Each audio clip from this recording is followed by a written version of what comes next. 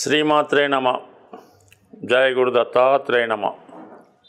ఈ వీడియోలో మనం 2025 సంవత్సరం మే నెల 18వ తారీఖున రాశులలో మార్పు చెందుతున్న రాహువు మరియు కేతు గ్రహాలు, అంటే ప్రస్తుతం రాహు మీనరాశి నుంచి కుంభరాశిలోకి, కేతువు కన్యా రాశి నుంచి సింహరాశిలోకి మారడం జరుగుతుంది. ఇప్పుడు మనం వివిధ రాశుల వారి మీద రాబోయే 18 నెలల్లో కేతుగ్రహం ఎటువంటి ప్రభావాన్ని చూపడం జరుగుతూ ఉంది అన్న విషయాన్ని మనం ఈ వీడియోలో పరిశీలిద్దాం. వృషభ రాశి వారికి మే 18వ తారీఖున మారబోతున్నటువంటి రాహు కేతువులు, ముఖ్యంగా మనం ఈ వీడియోలో కేతువు యొక్క ప్రభావం వృషభ రాశి వారి మీద ఏ విధంగా ఉండబోతుంది అని చూసినప్పుడు కేతువు 4వ స్థానంలోకి రావడం జరిగింది. ఆటోమేటిక్గా రాహు 10వ స్థానంలోకి రావడం జరుగుతుంది. అంటే మొత్తం మీద ఈ రాహు కేతువుల యొక్క ప్రభావం అటు వృత్తి, ఇటేమో వ్యక్తిగత విషయాలు, స్థిరాస్తి, చదువు మొదలగు విషయాల మీద ప్రభావం చూపడం జరుగుతూ ఉంటుంది. 4వ స్థానంలో ఉన్నటువంటి కేతువు సాధారణంగా జాతకుడికి స్థిరాస్తి సంబంధించిన విషయాల్లో ఏవైనా ఇబ్బందులు, సమస్యలు వచ్చే అవకాశం ఉంటుంది. అంటే వీరి యొక్క స్థిరాస్తి ఇతరుల ఆధీనంలో ఉండి వాళ్ళు ఖాళీ చేయకపోవడం, మన ఆస్తి మన చేతికి రాకపోవడం జరుగుతూ ఉంటుంది. అలాగే మీకు వారసత్వంగా మీ తల్లిదండ్రుల దగ్గర నుంచి వచ్చినటువంటి స్థిరాస్తి పూర్తిగా రావాల్సినటువంటి భాగం మీకు రాకపోవడం, దాని కొరకు సంబంధం లేని వ్యక్తులు ఇబ్బందులు పెట్టడం జరుగుతూ ఉంటుంది. అంటే మొత్తం మీద మీకు రావాల్సినటువంటి స్థిరాస్తి రావటంలో ఇబ్బందులు ఎదుర్కోవాల్సి వస్తుంది. మీకున్నటువంటి స్థిరాస్తి కూడా మీరు సరిగ్గా అనుభవించలేకపోతుంటారు. కొత్తగా ఏదైనా గృహం కొనుక్కోవాలన్నా, నిర్మించుకోవాలన్నా చాలా అడ్డంకులు ఎదురవ్వడం జరుగుతూ ఉంటుంది. ఈ సమయంలో సాధారణంగా మీకు ఉన్నటువంటి ఊర్లో ఉన్నటువంటి పొలాలు కానీ, సిటీలో ఉన్నటువంటి ఖాళీ స్థలాలు, వేకెంట్ సైట్స్ ఏమైనా ఉంటే అవి ఇతరులు ఎవరు కబ్జా చేసుకోకుండా జాగ్రత్తగా కాపాడుకోవాల్సి ఉంటుంది. ఇది నెంబర్ 1గా పాటించవలసింది. ఇదే సమయంలో తల్లిగారితో విభేదాలు వచ్చే అవకాశం ఉంది.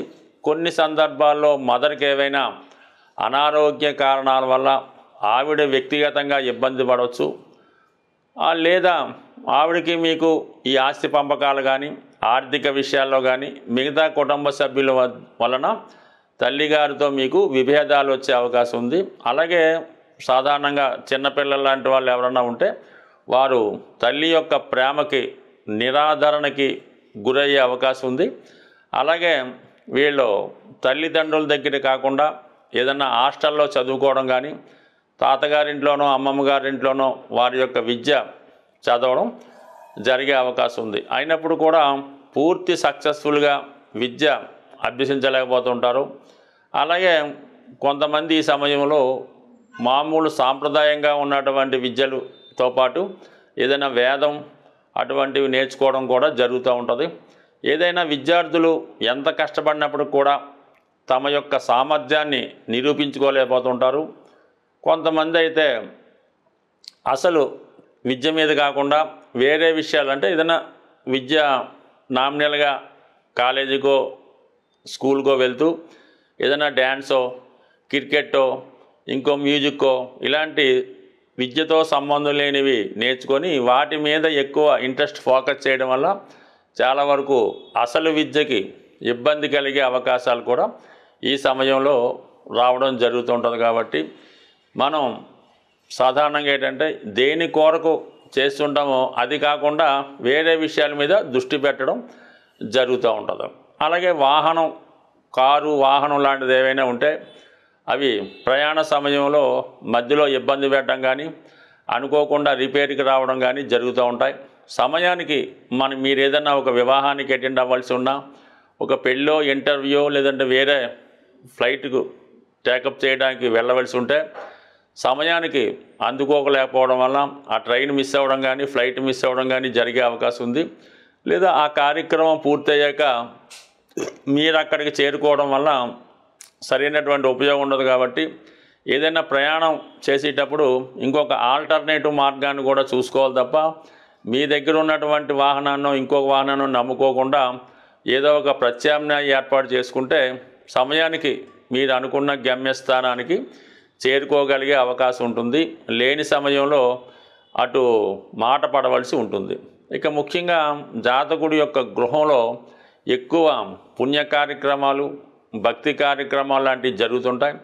ఈ పూజలు, నోములు, వ్రతాలు గృహంలో ఎక్కువ అవడం వల్ల సాధారణంగా అది పుణ్య కార్యక్రమం అయినప్పుడు కూడా జాతకుడు ఏదో విధంగా ఒక అసహనానికి తోడవుతుంటాడు.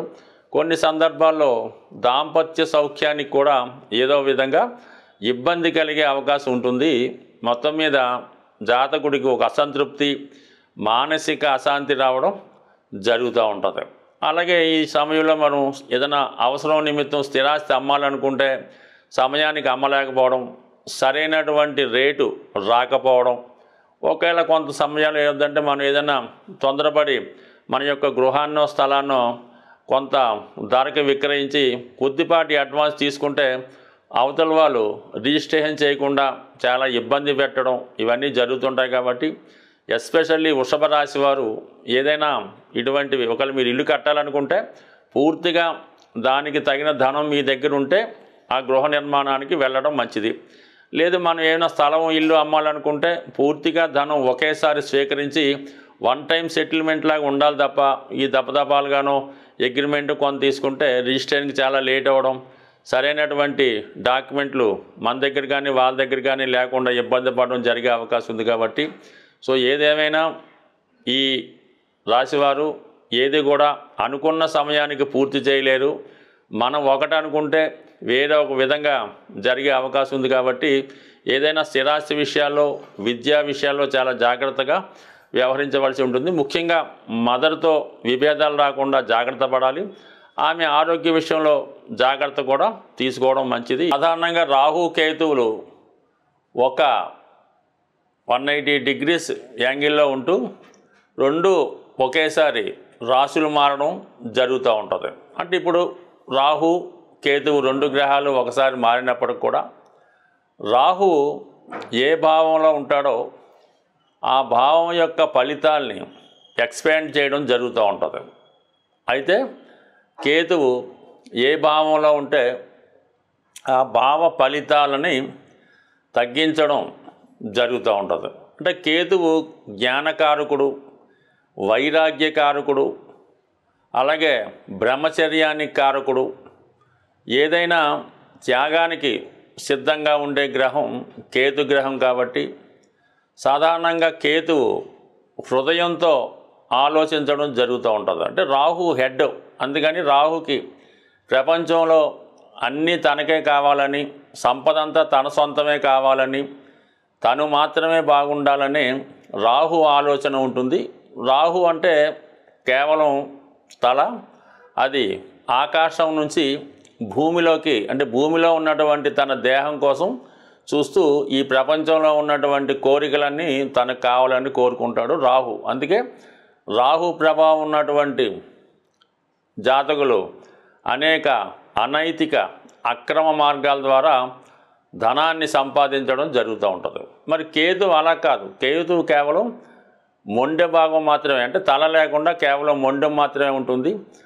మరి కేతువు ఆకాశం వంక చూడటం వల్ల జ్ఞానకారకుడు, వైరాగ్యకారకుడు అవుతూ ఉంటాడు. ఏ కోరిక, ఏ వ్యామోహం ఉండదు.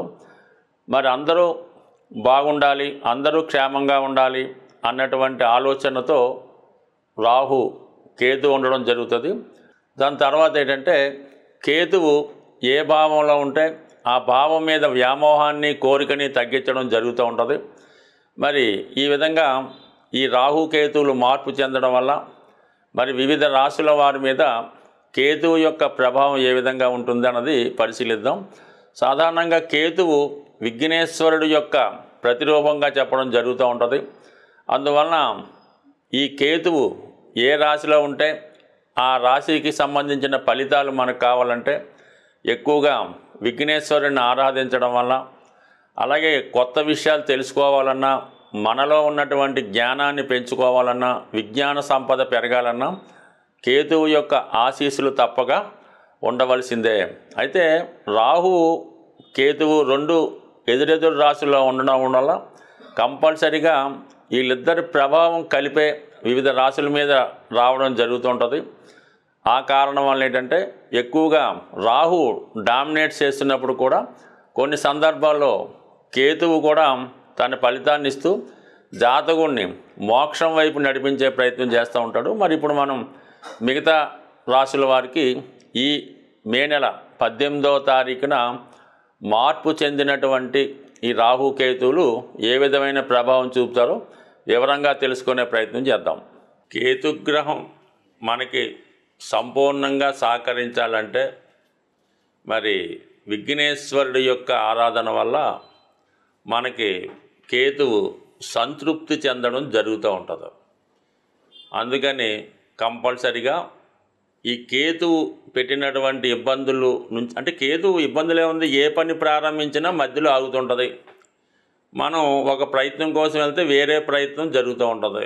విద్యార్థులకి చదువు మీద ఆసక్తి తగ్గి మిగతా విషయాల మీద ఆసక్తి వెళ్తుంది. బట్ ఏదైనా కంపల్సరిగా కేతుగ్రహం అంటే విఘ్నేశ్వరుడు యొక్క ఆరాధన, సంకటనాశన గణేష్ స్తోత్రం చదువుకోవడం, సంకష్టహర చతుర్థి రోజు కంపల్సరిగా ఉపవాసం ఉండి విధి విధానంగా మరి ఉదయం పూట ఏదన్నా గణపతి హోమం జరుగుతుంటే అందులో పాల్గొనడం, ప్రదోష వేళ సాయంకాలం అభిషేకంలో పాల్గొనడం వల్ల చక్కగా ఈ యొక్క విఘ్నేశ్వరుడు యొక్క అనుగ్రహంతో కేతుగ్రహ అనుగ్రహం లభిస్తుంది.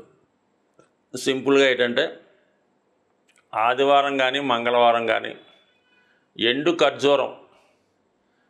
ఖర్జూరం అన్నది ఒక 7 ఎండు ఖర్జూరాలు, అలాగే ఒక చిల్లర నాణం 10 రూపాయలదో 20 రూపాయల నాణ్యం తీసుకొని మరి అలాగే ఒక 7 మంది సాధువులకి, అక్కడ అంటే సాధువులు అంటే మామూలుగా అక్కడ టెంపుల్ దగ్గర ఉన్నటువంటి ఈ కాషాయ రంగు ధరించిన వాళ్ళకి ఒక 7గురికి డొనేట్ చేయడం వల్ల మనకి కేతుగ్రహ అనుగ్రహం లభిస్తుంది.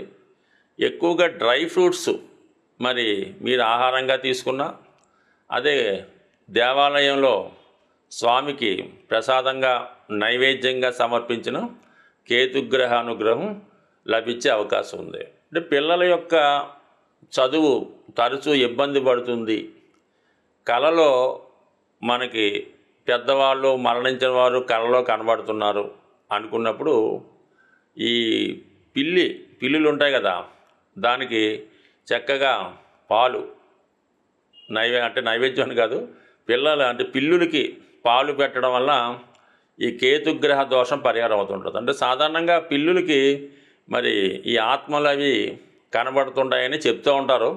అది శాస్త్రాల్లో చదవడం తప్ప మనకైతే తెలియదు. కానీ సో ఏదైనా మనం గమనించినప్పుడు అర్థమవుతుంటుంది. ఇంట్లో మన పెంపుడు కుక్కకి ఈ పిల్లులకి కంపల్సరిగా చనిపోయిన వారి యొక్క ఆత్మలు కనబడుతూ ఉంటాయి. ఒక విధంగా కేతువు కూడా ఆత్మ లాంటిదే కాబట్టి ఈ పిల్లులకి పాలు పోయడం వల్ల కూడా కేతుగ్రహ సంపూర్ణ అనుగ్రహం లభిస్తుంది. ఇంకా మీకు మరీ ఇబ్బందులుగా ఉంది, అసలు పిల్లవాడు ఏం మాట పట్టించుకోవట్లేదు, ఏమీ కుటుంబ విషయాలు ఏమీ పట్టించుకోవడం లేదు, చాలా వైరాగ్యంగా ఉన్నాడు, ఏదో పిచ్చి పట్టినట్టు దెయ్యం పట్టినట్టు తిరుగుతున్నాడు, జుత్తు అంతా పెంచుకున్నాడు, బట్టలు మార్చుకోవటం లేదు, స్నానం చేయడం లేదు అనుకున్న వాడిని ఏదైనా అంటే ఈ శ్రీశైలం తిరుపతి లాంటిలో కొన్ని ఆశ్రమాలు ఉంటాయి, ఋషుల యొక్క ఆశ్రమాలు అవి ఉంటుంటాయి, అందులో చేర్పించి కొన్నాళ్ళ పాటు అక్కడ సేవ చేసుకునే విధంగా పెట్టడం కానీ, లేదనుకుంటే కొంతగా బాగుంటే మీ దగ్గరలో ఉన్నటువంటి దేవాలయం పొద్దున్నే ఎర్లీ మార్నింగ్ 4 గంటలు లేచి పరిశుభ్రంగా దాన్ని శుభ్రం చేసి వచ్చిన భక్తులకి సేవ చేయడం ద్వారా కూడా కేతుగ్రహ అనుగ్రహం సంపూర్ణంగా లభిస్తుంది. అలాగే మరి ది బెస్ట్ రెమెడీ అంటే బ్రహ్మముహూర్తంలో లేచి విష్ణు సహస్రం అంటే బ్రహ్మముహూర్తంలో లేచి శుభ్రంగా కాలకృత్యాలు తీర్చుకున్న తర్వాత విష్ణు సహస్రనామాన్ని పారాయణ చేయడం వల్ల సమస్త దోషాలు తొలగే అవకాశం ఉంటుంది. అలాగే శివునికి రుద్రాభిషేకం చేసుకోవడం ద్వారా, అంటే ఏ దైవ కార్యక్రమం చేసుకున్నా కేతువు సంతృప్తి చెందుతూ ఉంటాడు. అంటే కేతువు సంతృప్తి చెందితేనే మీకు మిగతా గ్రహాల యొక్క అనుకూలత అది లభించే అవకాశం ఉంది కాబట్టి, బట్ ఏదైనా ఒక పని చేసినప్పుడు నమ్మకంతో నిజాయితీగా శాస్త్రంలో ఏ విధంగా ఉంటుందో ఆ విధంగానే చేస్తేనే ఫలితం వస్తుంది. దాని తర్వాత ఏంటంటే శాస్త్రాల్లో కూడా శక్తి కొలది అన్నారు. అంటే డబ్బులు లేనివాడు ఏదో ఒక 1/2 లీటర్ ఆవు పాలతో శివుడికి అభిషేకం చేయొచ్చు, కానీ బాగా కోటీశ్వరుడు కూడా అది వర్తించదు. అతని స్థాయికి తగ్గట్టుగా అతను అభిషేకం చేయించుకుంటేనే అతనికి ఆ ఫలితం వస్తుంది తప్ప అందరికీ ఒకే నియమం అయితే ఉండదు. బట్ కానీ పెద్దలు ఎన్ని చెప్పినా మన శక్తి కొలది ఆ పరిహారం చేసినప్పుడు, దేవుని పూజ చేసినప్పుడు ఆ ఫలితం మనకు దక్కుతుంది. కాబట్టి మరి సాధ్యమైనంత వరకు మీకు ఎంతవరకు సాధ్యమవుతుందో అంతవరకు చేయడం వల్ల మనకి ఈ గ్రహశాంతి జరిగి అనుకున్న ఫలితం రావడం జరుగుతూ ఉంటుంది. స్వస్తి.